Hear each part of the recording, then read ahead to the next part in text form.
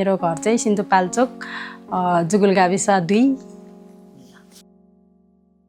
अब पहिला त हाम्रो पनि खुसीवाली फ्यामिली थियो है। सबैजना अब हामी 3 दाजुभाइ, हामी 4 दिदीबहिनी हुनुहुन्छ, अनि मामी बाबाहरू, अनि हामी सबै फ्यामिली नै गाउँमै बसिराख्नु भएको थियो। दिदीहरू 2 जना दिदी त बिहे गरिसक्नु भएको थियो। अब छोरीमा त सबभन्दा ठुलो त मै पर्यो। अब दाजुभाइहरू सबै सानो सानो नै हुनुहुन्थ्यो। अनि त्यसपछि चाहिँ अब सबै राम्रो नै थियो पहिला त। कारण त त्यही हो, अब माओवादीहरूको कारण नै हामी सुकुम्बासी भएको हो। अब त्यस्तो नभए त सुकुम्बासी हुनुपर्ने जस्तो त अब मनमा पनि थिएन, त्यस्तो सोचे पनि थिएन। अब आफ्नो गाउँघरमा त जङ्गलै फाटोस् जेसुकै गरे पनि हामीले त गरिखान सक्थ्यो नि त। एउटा घर भएपछि त हामीले त गरेर खान त बाटो त हुन्छ हाम्रो। एक छक त राम्रोसँग खाइराखेको थियो नि त त्यतिखेर त। अनि लास्टमा चाहिँ माओवादीहरूले अब खासै त्यहाँ आउने जाने गर्ने, अनि बस्नै नदिने, अब तिमीहरूको यस्तो छ उस्तो छ भन्नु थाल्ने। अनि हामीहरू अब ठिकठिकैको भएपछि अब कि छोरा लानुपर्छ कि छोरी लानुपर्छ, हामीसँगै पठाउनुपर्छ, के कस्तो छ, नभए त गाउँघरै छोडेर के गर्ने विचार छ, कि बन्दुकले नै हानिदिन्छु, यस्तो गोली नै गरिदिन्छु भन्ने त्यस्तोहरू आउँथ्यो क्या। अनि त्यस्तोहरू आएपछि चाहिँ लास्टमा अब नसक्ने अवस्थामै पुगेपछि चाहिँ हामी अब जे जस्तो भए पनि भनेर मम्मी बाबाहरूले चाहिँ हाम्रो छोराछोरीहरू पढाउँदैन भनेर, अनि माओवादीहरू अब उनीहरू त दिनमा त हुँदैन, राति मात्रै आउनुहुन्थ्यो नि त। अनि त्यसपछि चाहिँ एक दिन सबै मम्मी र बाबा सल्लाह गर्नुभयो नि त। अब यसरी चाहिँ हामी बस्न सक्दैन, जे जस्तो भए पनि हामीले त दुःख पाउँछ, तर हाम्रो छोराछोरीहरूले दुःख पाउनु हुँदैन भनेर, अनि सबैजना अब कहाँसम्म चाहिँ पुग्दो रहेछ, हिँड्दै जाउँ न त भनेर। अनि लास्टमा हामी यता काठमाडौँ आइपुग्यो। काठमाडौँ त्यहाँ हामी गोकर्णा उता सुन्दरी जलमा गोकर्णामा त्यहाँ आइपुग्नु भयो। अनि त्यहाँ कोठा लिएर बस्यो। अब एउटा कोठा, त्यत्रो परिवार छन् तर एउटा कोठा मात्र लियो नि त। अब त्यतिखेर त खासै थिएनन्। आउँदा कहाँ के भयो त्यो पनि अब सानोमै खासै थाहा भएन। अनि त्यस्तो गर्दा अब हामी जङ्गलमा पनि कति सुतेर आयो। अब कुनै बेला त खानेकुरा पनि भएन नि त। अब तर जे जस्तो भयो आफ्नो ज्यानहरू त जोगाएर आइपुग्यो काठमाडौँमा। अब जग्गा जमिनदेखि लिएर सबै छोडेर राख्यो हामीले। अब आफ्नो जिउको लुगा बाहेक अरू केही पनि ल्याउनु पाएन। मम्मीहरू के अरे नेवारहरूको खेतमा काम गरेन कि उनीहरू बाटेन कि नै गरेर त्यस्तो गर्दा हामीले एउटा स्टोभ किन्नु पुग्यो त्यतिखेर त। अनि ग्यास चुलो त खासै हामीले चलाउनु त सक्दैनन् थियो नि त। अझ बढी जस्तो हाम्रो मम्मीले गोकर्ण जङ्गलमा दाउरा लिनु गएर टिपेर भए पनि हामीलाई भातसात त पकाएर दिनुहुन्थ्यो, एक छाक त हामीलाई जसरी भए पनि। त्यस्तै 2 वर्षपछि होला अब यता बस्ती खोलेको छ अरे, मान्छेहरू के अरे बस्ती गरेर बसिरहेको छ अरे भनेर त्यस्तो कुरा सुनेपछि चाहिँ अब बाबाले अब हुन्छ होला नि त।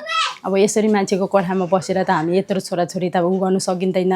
अब हामी पनि कमाउने बेला भएको थिएन त्यतिखेर। अनि अब भाइ बहिनी त झन् सबै सानो थियो। मैले दिदी बाबा आउनुभयो।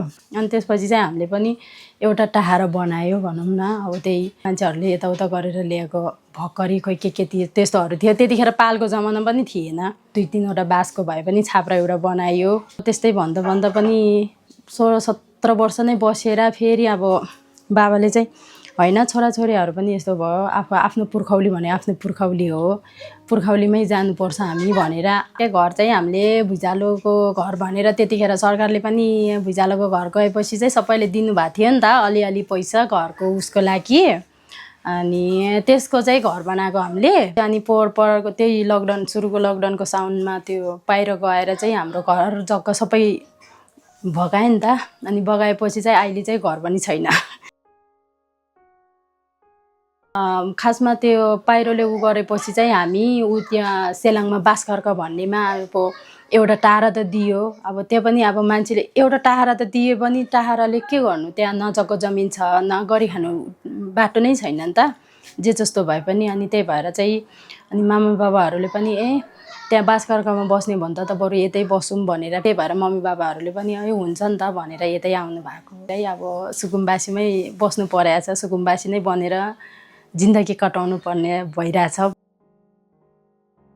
सुकुम्बासी भन्दाखेरि एउटा कुरामा त अब आफू पनि नेपाली हो गर्व लाग्छ, तर अलिकति मान्छेको व्यवहारले हेर्दाखेरि चाहिँ मान्छेले बाहिरको मान्छेहरू फलाना अब अहिले पठाउनै होस् ट्याक्सी नै होस् न अब कुन ठाउँमा जाने भनेपछि हामी सुकुम्बासीमा जाने भन्यो भने उनीहरू अलिकति खिन्न गर्छ कि अलिकति मन खिन्न हुन्छ नि त उनीहरू हो र त्यहाँ जानुपर्ने हो र भनेर कस्तो गर्छ कसैले त ल्याइदिँदैन त्यो चोकसम्म मात्र ल्याइदिनुहुन्छ अनि त्यतिखेर चाहिँ चित्त दुख्छ रमाइलो त कसलाई चाहिँ लाग्छ र अब सुकुम्बासी उसमा बसेको छन् जे जस्तो भए पनि मान्छेहरूले फलाना सुकुम्बासीमा बसेको मान्छे भनेर घिन गर्छन् हामीलाई खासमा त घिन गर्ने कुरा त केही पनि थिएन है त्यस्तो त अब हामी पनि आफ्नो मर्जीले आफ्नो अब जानी ऊ भएको के अरे सुकुम्बासी भएको पनि होइन मनमा धेरै खिन्न लाग्छ किन हामी यस्तो भएको होला भनेर